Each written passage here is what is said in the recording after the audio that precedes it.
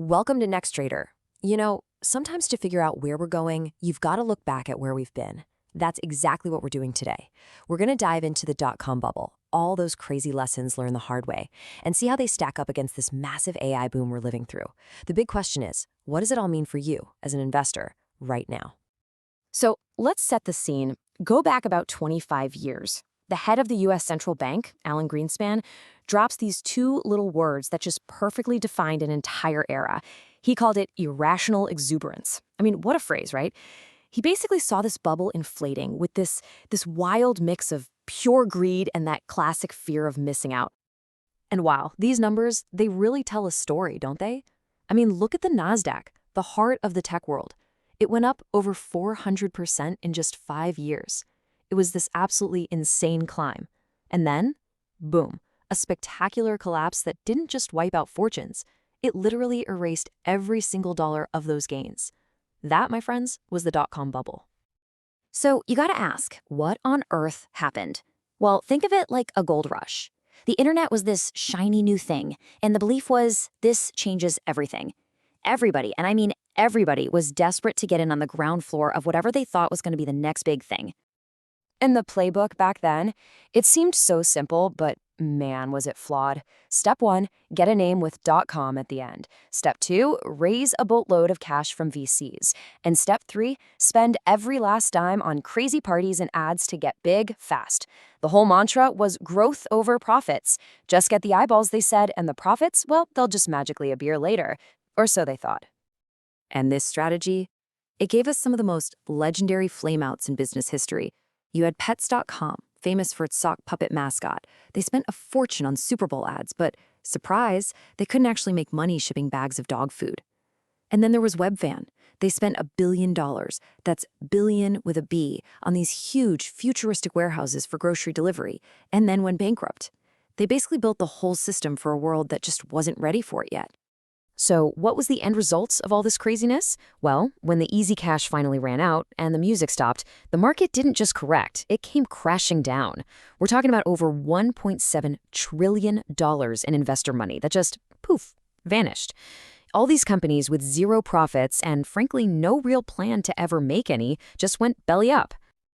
Okay, so let's hit the fast forward button to right now. We are smack in the middle of another massive tech revolution. But this time, it's all about artificial intelligence. And you know what? It has that same gold rush feeling all over again, doesn't it? Just look at where the money is going. The parallels are just undeniable. Back in '99, almost 40% of all venture capital in the US was getting poured into internet companies. Today, it's the same story, different buzzword. A massive flood of cash is chasing any startup that even mentions AI in its pitch deck, sending valuations through the roof. And hey, it's not just the little guys, the startups. Even the giants in the AI space are playing from that old dot-com playbook of growth over profits. Take OpenAI, right? The geniuses behind ChatGPT.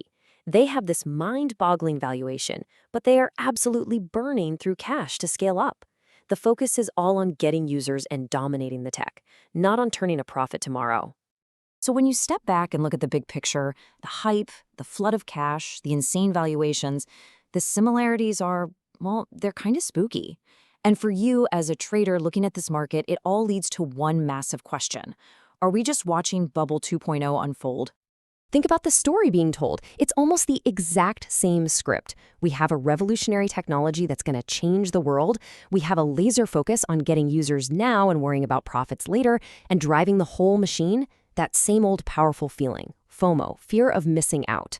It's pushing money into speculative bets today, just like it did back in the 90s. But, and this is a really big but, before we all start screaming Bubble 2.0 and run for the hills, we have to understand something really important. This is not the same story.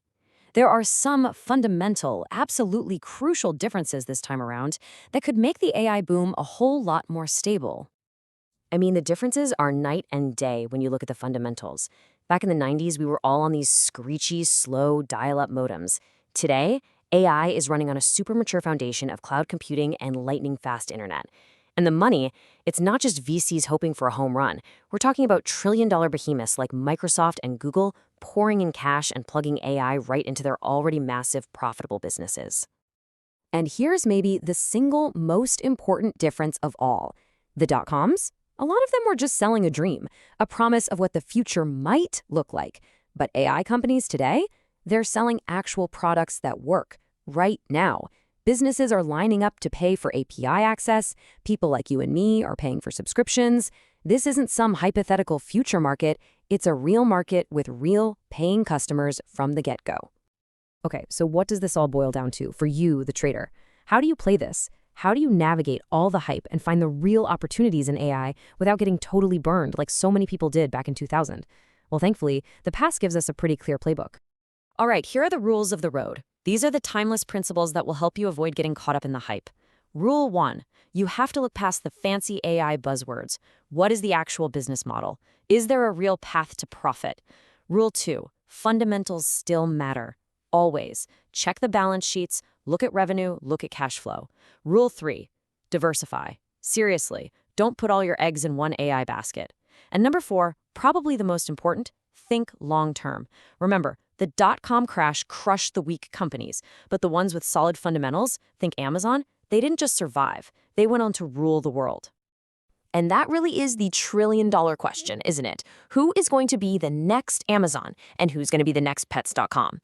Nobody knows for sure. The future isn't written yet. But I'll tell you this. Applying these lessons from history is going to be the key to figuring out the difference between the giants that last and the flameouts that just become a footnote. We're going to keep breaking down these trends to help you stay ahead of the curve. So if you want more analysis like this, make sure you subscribe to Next Trader. Thanks for watching.